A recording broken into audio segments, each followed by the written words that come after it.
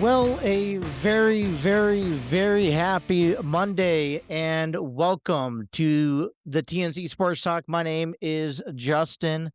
Today is February 23rd of 2026. We are live on our Facebook page and our TNC Sports Talk YouTube channel. Welcome in, welcome in. And it's been a while, hasn't it, since we have last been live on our streaming devices. But here we are. And let me kind of walk you through the whereabouts and this upcoming reasoning on why we are live. So, for those who have been listening to us on our audio platforms or on our YouTube channel for the last several weeks, we normally drop our episode down on a Monday through Friday at 7 p.m. And I would record live and I will record my episode and then I would upload it for 7 o'clock. Well, one of the problems I ran into was recording it earlier in the day where I would talk about news and events and current stuff. And then as soon as I got done recording, I would have breaking news reveal afterwards. And then I would upload the episode and I couldn't really change anything. So it was kind of deceiving, so to speak, because I would get the episode done. We would talk about, for example, the Suarez deal. We would talk about it, weigh in our opinions, and then we'd go, once we're done recording, I'll look online, and next you know, the deal is already completed, and then I couldn't go back in my episode and adjust. So that was one of my conundrums I dealt with. And then on top of that, as we talk about the Cincinnati Reds this season, it's, releasing at 7 doesn't really quite make sense to how I'm covering the Cincinnati Reds. I would end up either talking about the day before, after, and then getting you guys ready for a nighttime game where the game is already taken place, or I would have 2 games complete and I wouldn't watch the second one because the time we record it happens earlier in the day. So we are going live again and going to see how it goes. And I appreciate everyone's support in doing so. Now, I'm going to be honest with you. We are broadcasting from our luxury home here, and it's an apartment.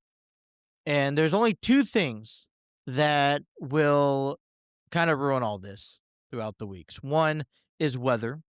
Out here, kind of snowed last night, and I wasn't ready for the snow, to be honest. I thought it was going to snow throughout the day, and then we got another hit at night, and we woke up this morning, and just a nice little sleet of snow on the ground. Nothing too terrible.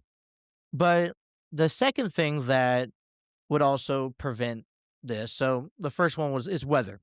Okay, weather would cause us, internet service or whatnot, and that would keep us from going live. The other one would be any maintenance.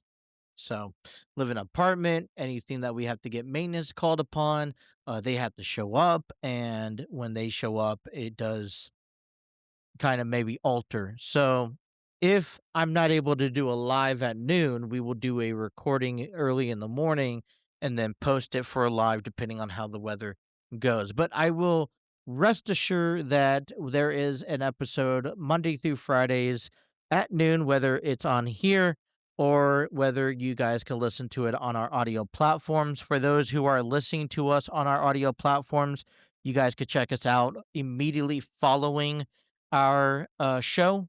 And yeah, just you could take us with you wherever you guys go. But hopefully everyone had themselves a good weekend. I know I did.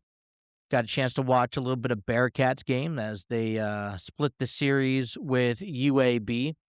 Yeah, I tuned into the Bearcats game on and it's Bearcats baseball. They were taking on UAB down in Birmingham earlier this past weekend, and kind of tuned into Friday's game, and it was a close game. Bearcats were losing. Tuned out of it about probably the eighth inning. I was like, I had enough. It doesn't feel like this is going to be how the score ends. And come to find out that they tackled on a whole bunch of more runs as the Bearcats lost 11-12 on Thursday. They also lost 3-8 on Friday. They picked up the victory 8-4 on Sunday, and then I tuned into about half the game on Sunday, 8-6.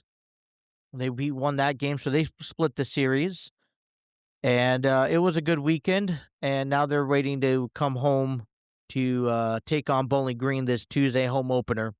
So we'll talk about that here coming up here in this episode. But got a chance to go out to my daughter's basketball game on Saturday morning.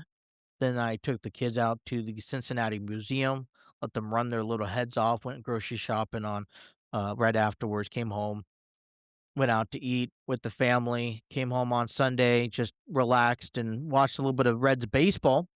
Spring training's back in action, and I got a chance to watch a little bit of baseball on the MLB TV. Now, one thing that I will be doing heading into this season is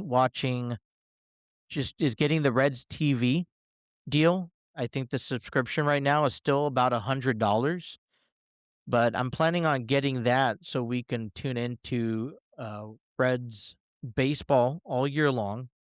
I am thrilled about Reds baseball this year. Hope you guys are too. But gonna get a chance to get that subscription this year because I don't like the out of market stuff. So I love MLB TV. I'll tell you that. I have T-Mobile as a phone subscription, so I am watching out of market games. So the Padres, the Dodgers, the Red Sox, the Yankees, anything that's not aired either on local television or it's not in market, I could watch, which is fine by me because it's more baseball. I can never get enough of baseball. But one thing that I struggle with the MLB TV deal that T-Mobile has compared with Major League Baseball is that you don't get the out of market games or the in market games. So you don't get any Reds baseball. As a matter of fact, the only Reds baseball that I got last year was either watching it on TV or, going out of town far enough where I did qualify to get it because it was considered out of market. I know my family and I took a trip down to Tennessee last year, so it was like a good little nice weekend because we got the games, and I was watching some baseball. But I got to cover all the resources, so I got to get the Reds baseball this year. The wife was talking to me last year. One of the problems she had, she was always like, "When's the Reds playing? When's the Reds playing next?" Well, they're not really quite playing next, and well, they are, but we don't get them. So unfortunately, that was the issue we had, but we'll get all that sorted out. All right. So on today's agenda, we're going to recap the Cincinnati Reds. They got a day off today. They had a weird 2-game weekend. They took on the Guardians. Then they took on the Mariners 2 games on Saturday and Sunday. They end up losing both of them. And we'll cover some Reds baseball here over the weekend. Get you guys ready for what's to come later on this week. Also, we'll recap Cincinnati Bearcats as baseball and basketball took place over the weekend. So we'll kind of recover that for you. And they'll also recap a little bit of SmackDown, get you guys ready for Monday Night Raw tonight, which, by the way, from my indication, Liv Morgan is expected to reveal who she is going to face at WrestleMania 42 this year. We are just days away from Elimination Chamber. And the men and women's Elimination Chamber matches will indicate who's going to challenge the other champion. We already know Roman Reigns is facing CM Punk for the World Heavyweight Championship. We are hopeful to learn about who Liv Morgan is going to choose to face at this year's WrestleMania. And then the winners of the Elimination Chamber matches will go on to WrestleMania and face the opposing champion. So we will learn a little bit more about that, and we'll talk about that tonight as Raw gets set on Netflix later on tonight. But let's talk some Reds baseball. Now, the Cincinnati Reds. I got to remind myself that this is spring training. Doesn't matter if you win or if you lose. It doesn't matter what really happens. It matters who's going to make opening day roster. And although it is a more apparent of who's going to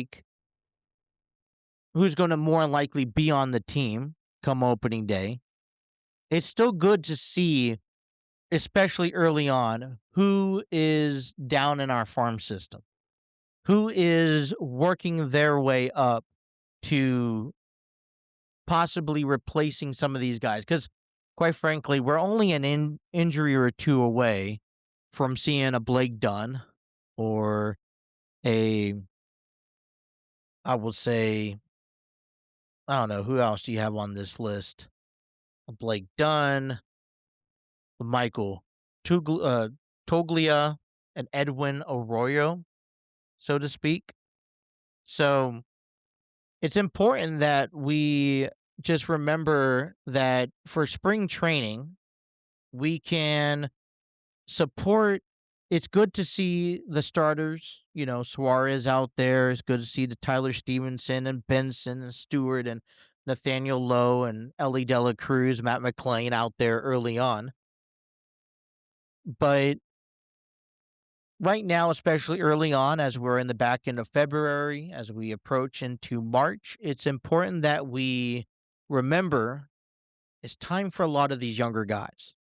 So don't expect a whole lot out of your anticipated starters. And on Saturday, we got a chance to see a glimpse of what the battle will look like as we are probably trying to figure out who's going to take up the 5th spot in the rotation. Let's face it, if we're healthy, we'll see Hunter Green, Nick Lodolo, we'll see Brady Singer, and Andrew Abbott. I believe that those are certainly set in place. But the 5th spot's open and up for grabs. And we saw on Saturday as Terry Francona sent out Chase Burns, Rhett Lauder, and Julian Aguirre to the plate or to the mound on Saturday. All three of them pitched 2 innings each. Burns, he threw 32 pitches. 15 of them went for strikes. He didn't allow a hit. He didn't allow a run. He walked 3 batters. He struck out 2 batters in his outing. And then Rhett Lauder came up. Rhett pitched 2 innings. He gave up 2 hits, allowed 1 run. He walked 1 batter, struck out 4 of them, threw 23 strikes out of 37 pitches. And Aguirre, probably one of the guys on the bottom of this competition list here, pitched 2 innings, Gave up 2 hits, 1 run, allowed 1 walk, and struck out 2 batters as well. And the only person you kind of miss in this list is Brandon Williamson. But when you look at those numbers and you're looking at competition, before this game, I would be reluctant to say that Chase Burns kind of fits in that role just, pre-concept, right? I would say that if you asked me on February 20th who was going to be the fifth guy, I would predict that Chase Burns would be the fifth guy. Well, although Rhett Lauder gave up 2 hits and allowed 1 run, he only walked 1 batter, which I thought was impressive, but he struck out 4, and I look at that number. So the outs, he kept it within the pitching realm, and I like that. I say a little, I know, and I understand this is the first outing. It's spring training. Let's not really worry too much about these things. But 3 walks, man, it kind of gets you. And Terry Francona has a lot to be cautious about. How much trust are we putting on these guys? How much are we willing to allow them to go? Are we wanting them to go, push through 2 to 3 innings, or are we going to be safe about this? And he felt pretty confident, and Chase Burns was also able to bounce back. So although he put himself in some situations and he was able to prove that he was able to get out of it, and so I still like Chase Burns currently as our 5th guy in the rotation, and I know this was only 1 outing, but it was surely impressive enough. A notable of the game, Will Benson hitting that dynamite home run out to right field early on.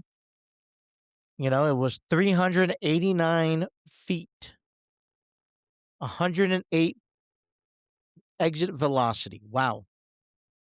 And, that's what we need. That's what I want. Someone on top of Suarez, someone that can fit in your everyday lineup, that could help out and bring the willpower of the at bat. One of the things that I've noticed that really catches my attention, that kind of I throw up some red flags, is where is our power to our lineup? And Benson, he's a hit or miss squad. I like to see a little bit more consistency out of him, but there's conversations of him competing with JJ Bleday as the final spot coming off the bench. I would like to see him fight for an everyday spot on that lineup. Let's look at the lineup real quick. On Saturday, when they released the lineup, I was pretty kind of intrigued to see how it was put together. Tyler Stevenson was leading off. Suarez was playing third base. Benson was batting third. Sal Stewart was playing second, batting cleanup. Marte out there in right field. Nathaniel Lowe out there in first base. Dane Myers playing center. Michael Toglia was a DH. And then we had Edwin Arroyo as well playing shortstop. So we didn't see Ellie De La Cruz, but Tyler Stevenson leading off. He went 1 for 3 in his outings. And so I thought that was quite interesting. I didn't expect Stevenson to lead off. I didn't expect Suarez to bat second. I kind of figured that this was to get these guys as much plate appearances as possible and get them in, get them out as early as possible so they could go work on some other things.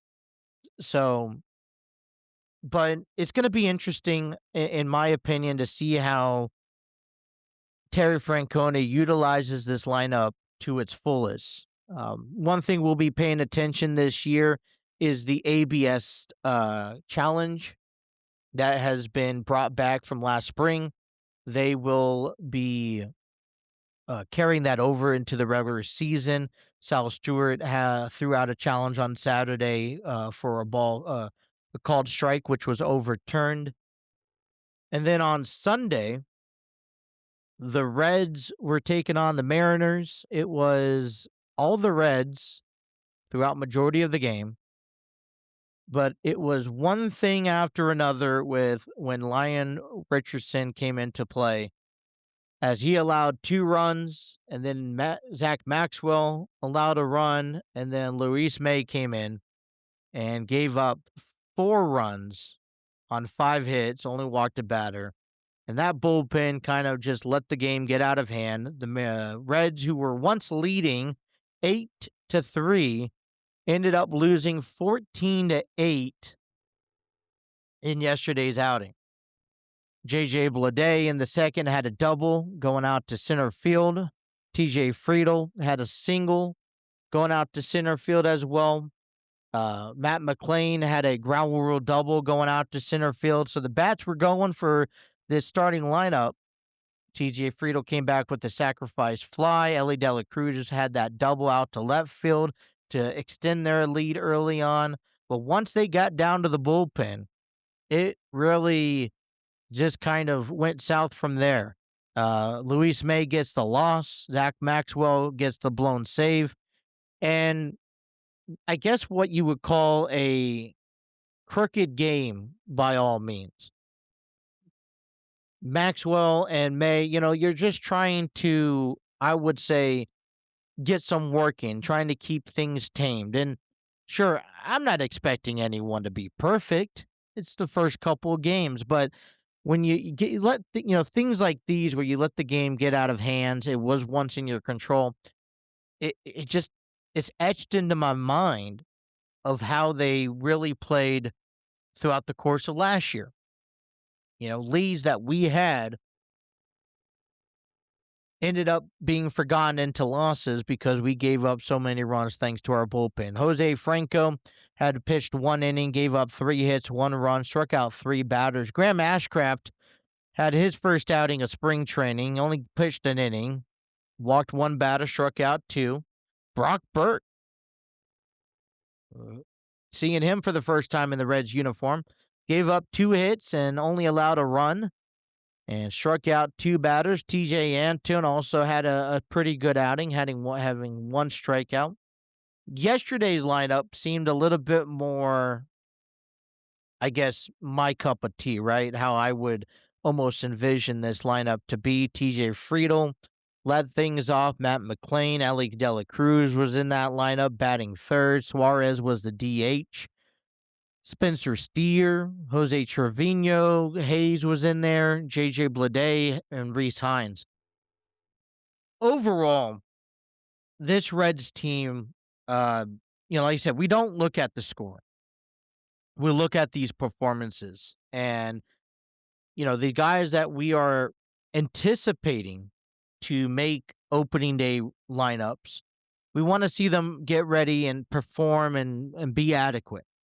And so that's what we are initiating out of spring training.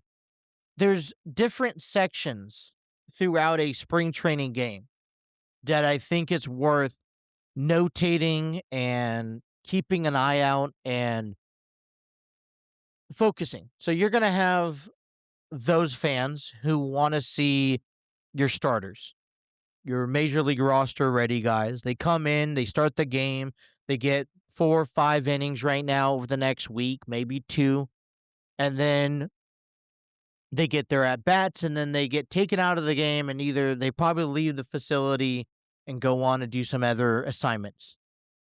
So you tune in maybe throughout the first couple innings to catch those guys, right? And then you get your secondary guys to come in. Whoever's replacing those guys on the field, they come in, and now you see maybe position battles, right? Talk about outfield, Will Benson, J.J. Bleday, Marte, Blake Dunn is, out there in the conversation. Tyler Callahan, for example. And, every opportunity they are given, whether it's a start, whether it's coming off the bench, they have to utilize it because some of them are battling for a position on the opening day roster early on. And don't get me wrong, February's 22nd game is just as noticeable as March 22nd game. So we are paying attention to what they are doing now and how they are, you know, presenting themselves at every at bat, whether they're getting on base, striking out. I don't care what they do, but are they making good decisions at bat, or on the field? I think it was Hector Rodriguez on, I want to say it was Saturday, and he's this young up and coming prospect, a lot of potential. And you wouldn't have noticed it in your Saturday's ball game because there was misdirections all over the place out there in the field. And you have to have a really short, narrow mind in this. But then we get to the bullpen, right? We have our competition on in our rotation. We have our competition at the back end of the bullpen to say, we haven't even seen Pierce Johnson or Caleb Ferguson yet. So, we get to early in the game and those assignments, who we're going to see, how they're going to pitch those innings or two.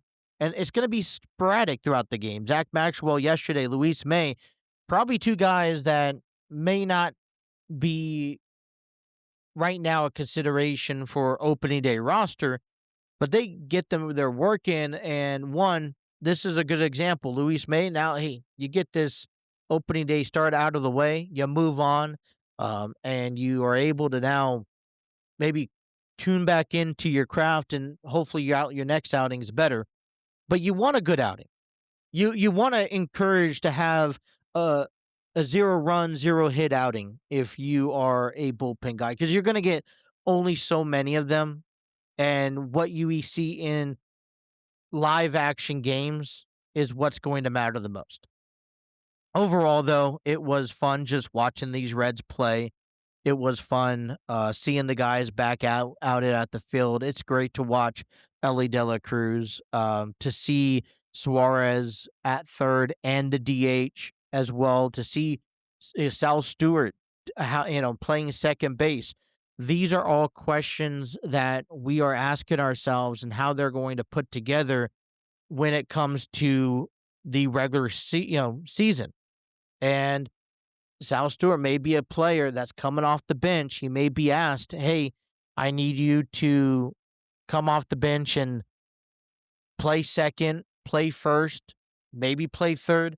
So spring training's the time for that. So they're off today. The Reds come back at it, I believe tomorrow, if I'm not mistaken. Yeah.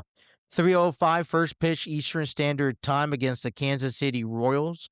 Michael Walker will be on the mound for the Royals as of right now, and Andrew Abbott is being advertised for the Cincinnati Reds. So we'll get a nice, good starter again tomorrow. It'll be interesting to see what the lineup holds for the Reds. So hopefully that lineup gets released before we get into the game tomorrow at noon. But that is what our Reds highlights are going to be as spring training officially underway. What are you guys looking forward towards this year in spring training?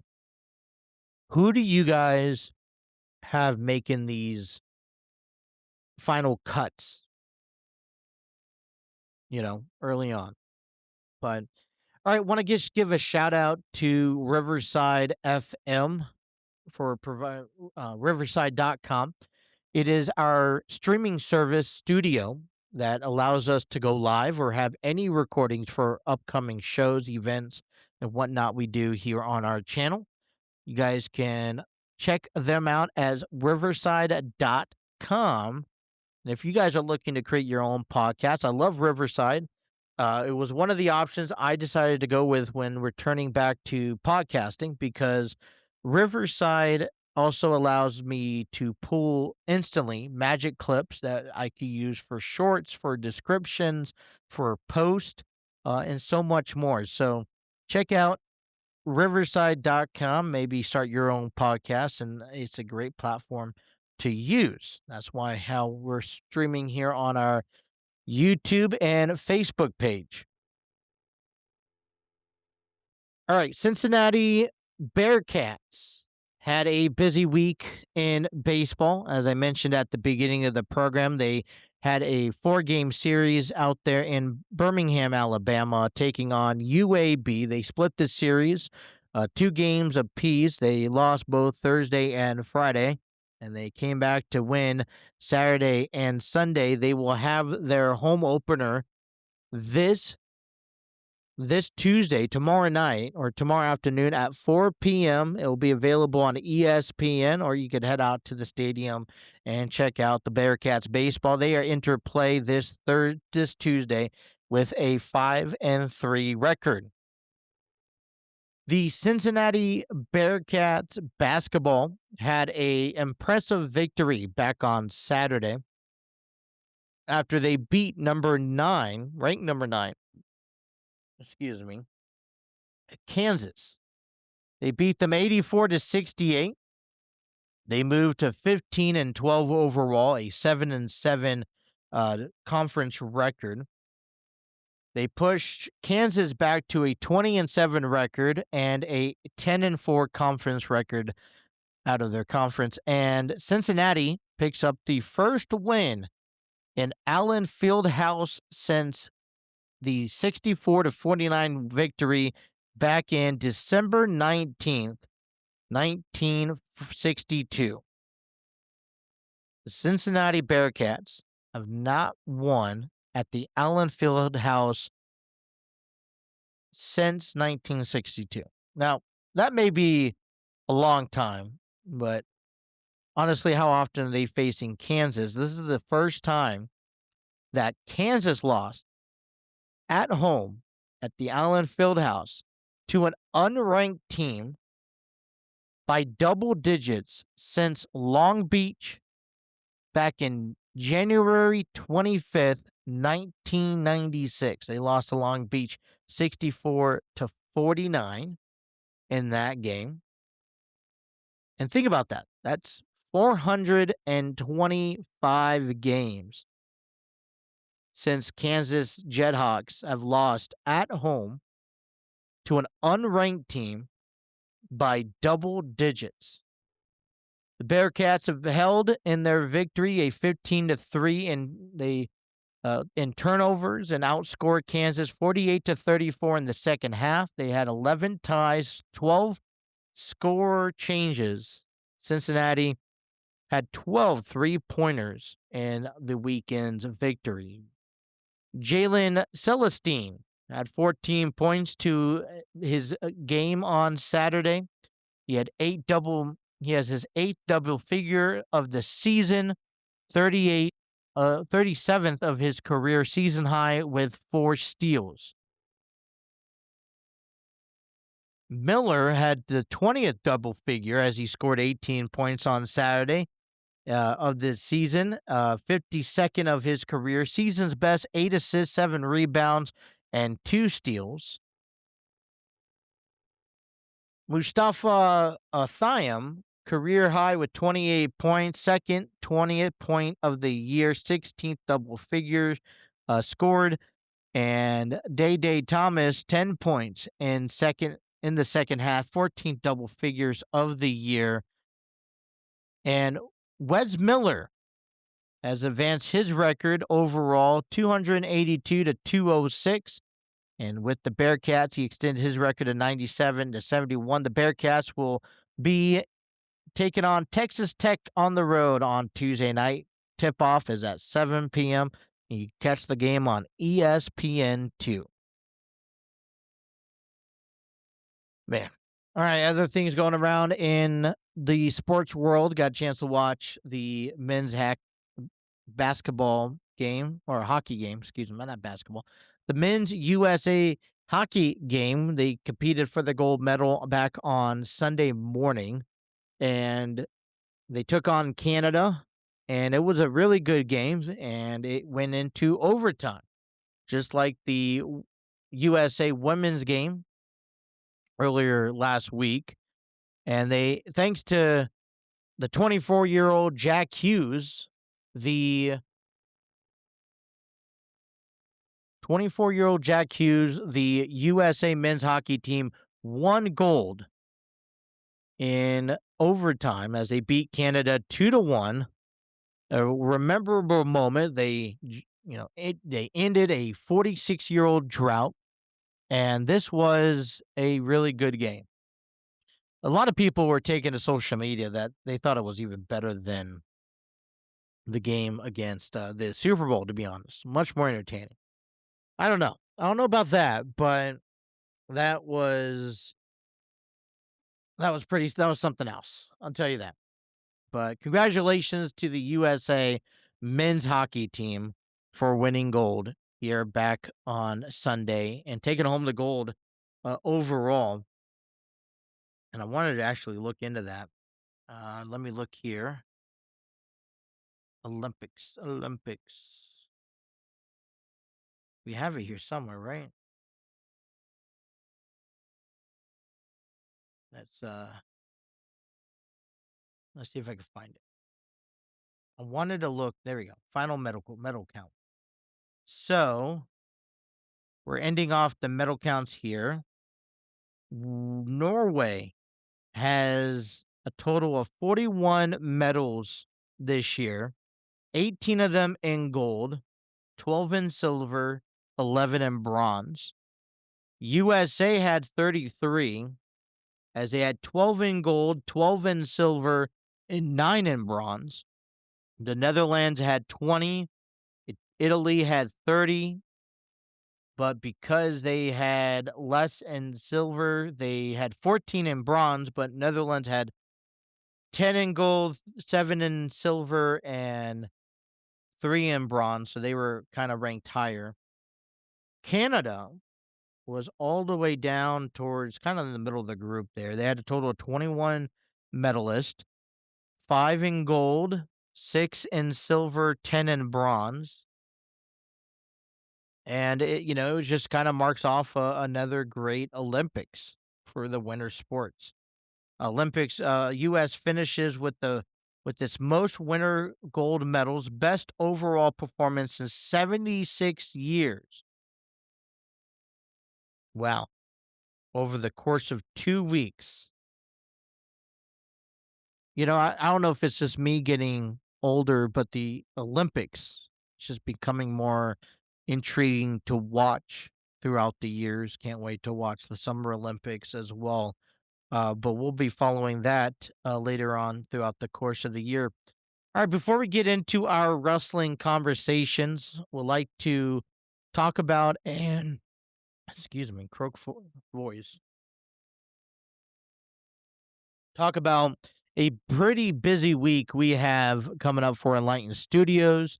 It's for their upcoming theater production called Grassroots. You could click on this link that will take you to the ticket page. Grassroots is presented by Enlighten Studios. Will be going on at the Fairfield, or not the Fairfield, but the Artsville Theater in Cincinnati, Ohio, from February 27th. I'd like to adjust the time here, or the days for you guys. February 27th through March 8th, you get your tickets. There are a total of 8 productions. I will be there. You could also come out and say hi to us.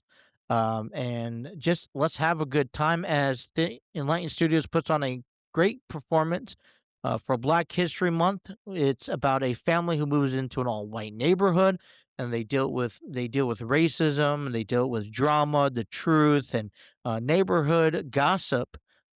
Especially dated back in the time frame. Now, what's interesting about this production, as we were getting ready for get this build up for the production coming up here later this week, is that they want people to get engaged. So they're asking those to dress out in the 1950s attire and get a chance to win prizes and enter yourself into raffles. There's going to be vendors, concessions, and it's going to be a great time. Get involved into the play. If you dress out to the play, you will be able to be a part of the play in a specific scene in the middle of the production. I can't wait to check it out, what they have. Grassroots, tickets still available. There are a total of 8 over the next 2 weekends, Friday, Saturday, and Sunday. And we encourage you to come out. Like I said, I'll be there and say hi and let's chat it up and watch a great production by Enlightened Studios. All right. We're moving right along. If this is a show that people are probably wondering, it's like, whoa, Justin, this isn't a smooth show. I tell you, I'll be honest with you, this is not.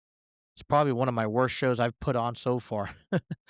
um, I gotta apologize and just grab my teeth on this one. This is our first time going live again since it's been a few years actually since we've actually gone live. We've done recordings before. It doesn't work out the same. So, um, I hope that as we improve and get we improve and grow that we're able to um have a smoother show. And really it brings I think it tries to bring the best out of me, to be honest, because I am, when I'm not doing a live stream, I could kind of just maybe put it into sections and I'm not really having to worry about responses or anything like that. But when I'm doing a live stream, it really does change the complexity of things. So, but I don't know. What do you guys think? I'm going to be busy all week. Tell you that. Let's get down into a SmackDown review. Last Friday, SmackDown was on Sci-Fi. I believe they returned back to USA this Friday thanks to the Winter Olympics that took place. But SmackDown was a pretty interesting show, if you ask me. Um, we're on the road to WrestleMania. We have Elimination Chamber qualifying matches. And so let me just run through the match card and we'll have a conversation or two. So SmackDown opened up with Drew McIntyre taunting Cody Rhodes and Jacob Fatu. Both men wanting their hand and their piece at Drew McIntyre. And it was a false information given by Nick Aldis when he indicated that Drew McIntyre wasn't going to be there. As a matter of fact, Drew McIntyre had a suite up top and was going to watch the show. Wasn't going to miss a show as a champion.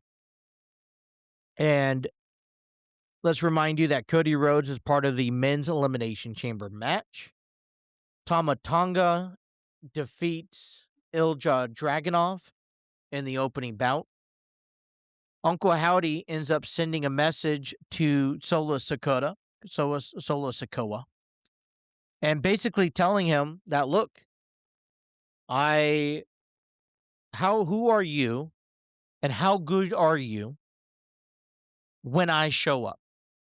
And so Uncle Howdy tells Solo that he will show up by himself and he's interested to see if Solo Sikoa would do the same. So here's that challenge, and we'll see how it gets responded. Jade Cargill announces that she will go to Raw this Monday to listen in to Liv Morgan's decision on who she's going to face at WrestleMania. Kiana James defeats Charlotte Flair and Nia Jax to qualify for the Women's Elimination Chamber match.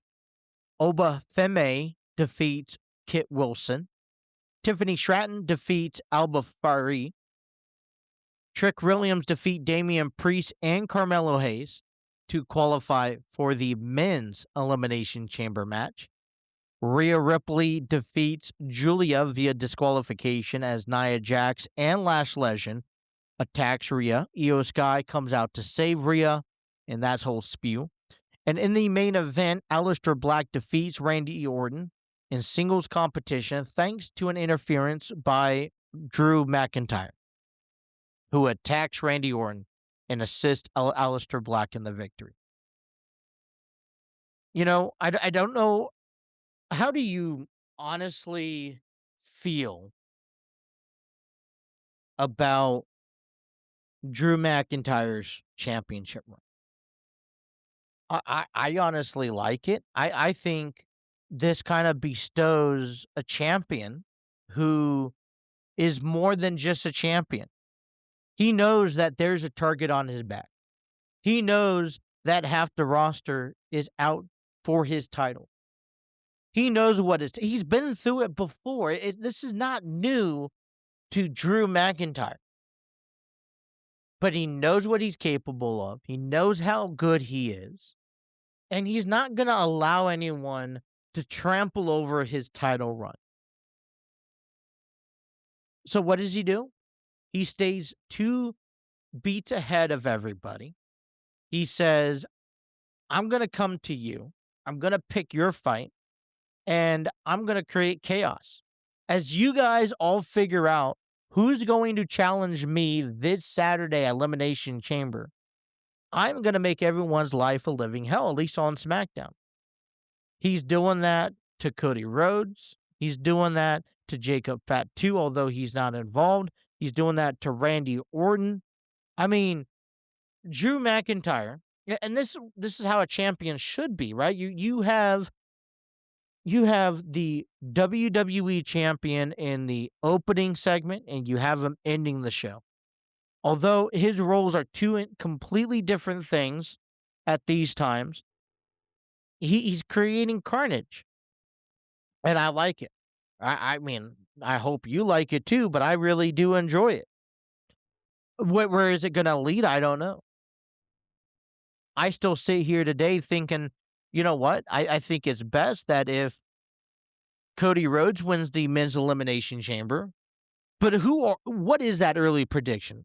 Okay, we got one more match tonight on Raw to seal up this elimination chamber for both the men and women's.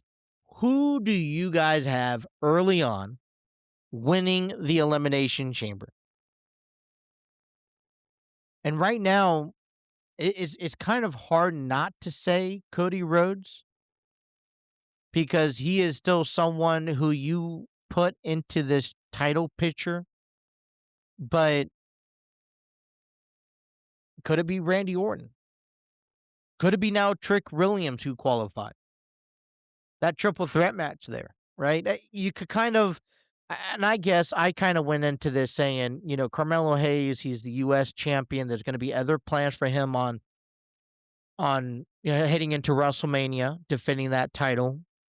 I kind of figured that he wouldn't be in the Elimination Chamber. It doesn't really make sense. We have other talent that could be pushed, just like Trick Williams, so to speak. So, I mean, I like that they involved him because you needed guys, but at the same time, I wasn't really banking that he was going to win. Fair enough. Damian Priest. Now, this was somebody that I wanted to see win. And the reason why is I don't see his role right now. Does this backfire? Does this come back around where Damian gets involved into Carmelo Hayes? How is that usage of Damian Priest now heading into the road to WrestleMania? He missed his opportunity at the Royal Rumble.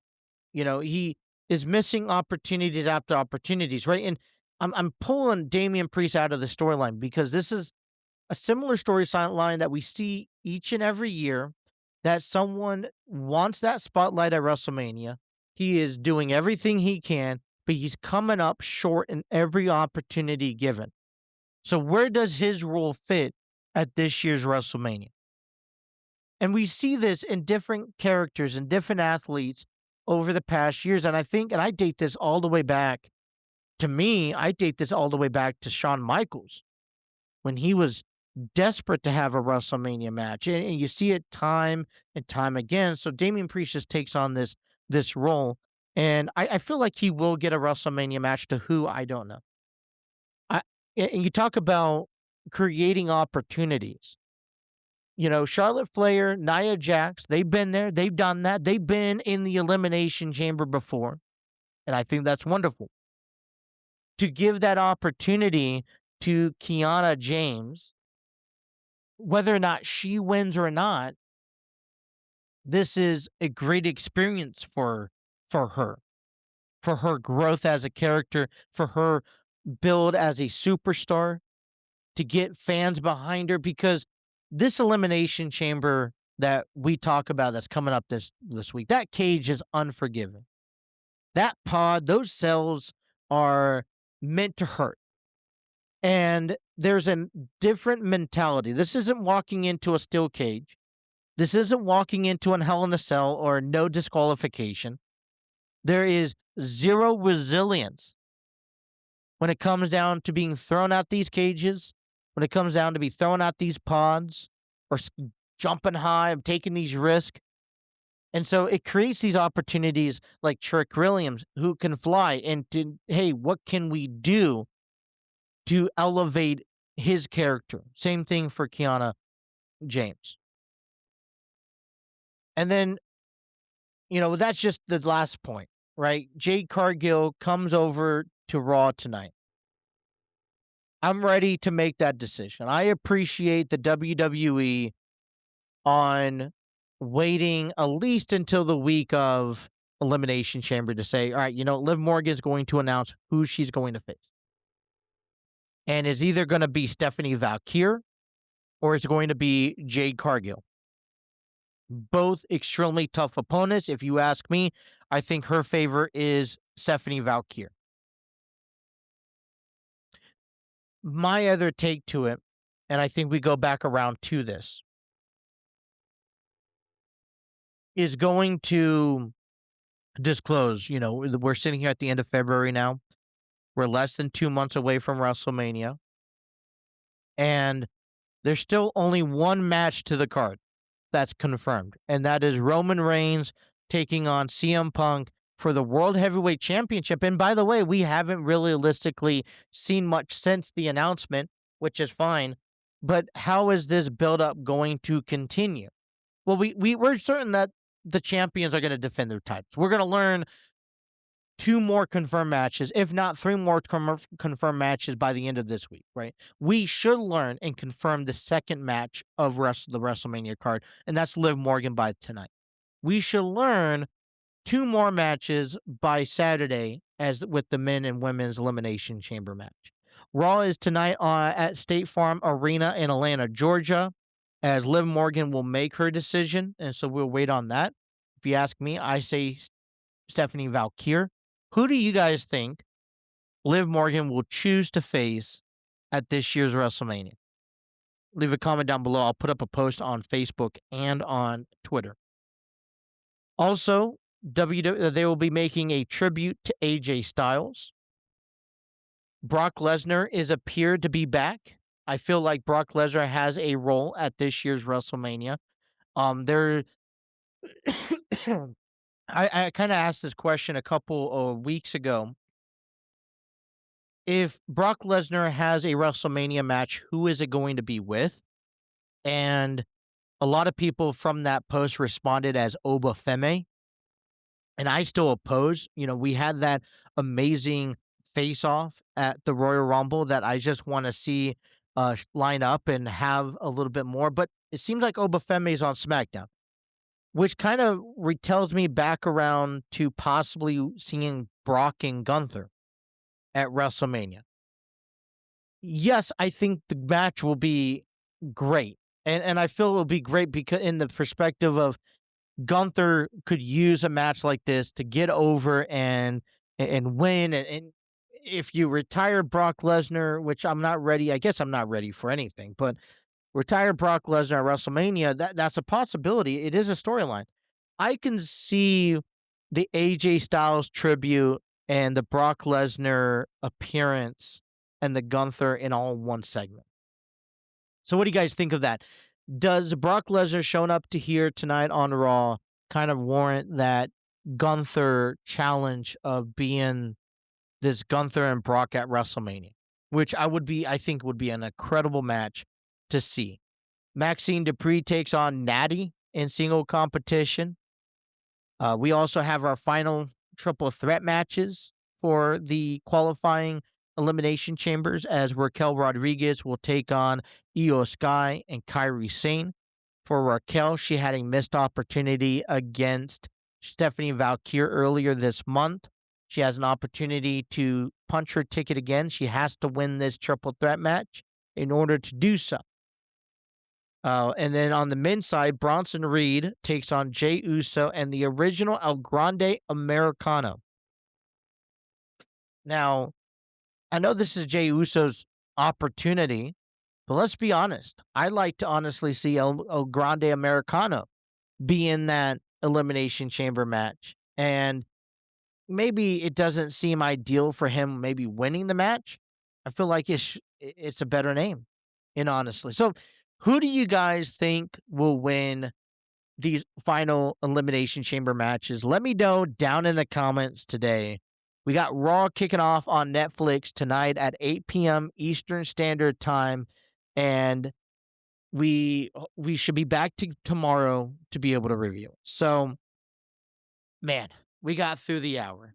It was a little difficult, trust me, but we were able to manage, and it will get better. We will clean things up. I do apologize. It's not spick and span like maybe some people anticipate it for, but I still feel that this is a better concept and the better design to go down that I want to utilize, especially since I have Riverside, that we could give you on a daily Monday through Friday basis at noon. So we'll just talk sports. Tomorrow we will recap Raw and let you know all of what have happened. Tomorrow we plan on also getting you guys ready for baseball as the Kansas City Royals are set to take on the Cincinnati Reds in spring training action. We got Bearcats baseball as they have the home opener against Bowling Green. We also have Cincinnati basketball as they take on Texas Tech on the road tomorrow night. And so we have plenty of sports going around, and then we'll get you caught up on any sports stories we have not covered yet. But remember to get your tickets for Grassroots. Click on this link on the screen, and it'll take you to the ticket page. Grassroots, February 27th through March 8th at the Archville Theater in Cincinnati, Ohio. That is all the time I have for you guys today. I hope everyone enjoyed today's video. Please let me know. Give me your feedback. I love your feedback. Good, bad. Give me beneficial feedback. That's what I want. I want feedback that I can help improve. If you guys have used our Riverside before, let me know unique tools that I could help make my show easier to produce as well as hold. But yeah, leave a comment down below if you want to be a future guest on our show. Let's talk. You can find us on our audio platforms. We're on iHeartRadio, Spotify, Apple Podcasts, Google Podcasts, Spreaker. Thanks to Spreaker. And then also you could check us out on our social media pages. We're on Facebook, Instagram, Twitter, TikTok, and more. If we're not on there, let us know. We'll try to get on there. But we will be back again tomorrow, noontime. I mentioned the only thing that we can't, if we aren't live, is for two reasons. One, we don't have internet service. Or two, we've had maintenance coming in, right? I can tell you that. Otherwise, we will be live. If not, we will get a recording in and try to get you a video upload. If not, you can guarantee us on an audio, or probably immediately following. So I'm going to say, give me an hour, and then we will have the audio up here on our audio platform. So, but that is all the time I have for you guys today. Thank you guys for tuning in, and until tomorrow, you guys have a wonderful rest of your day.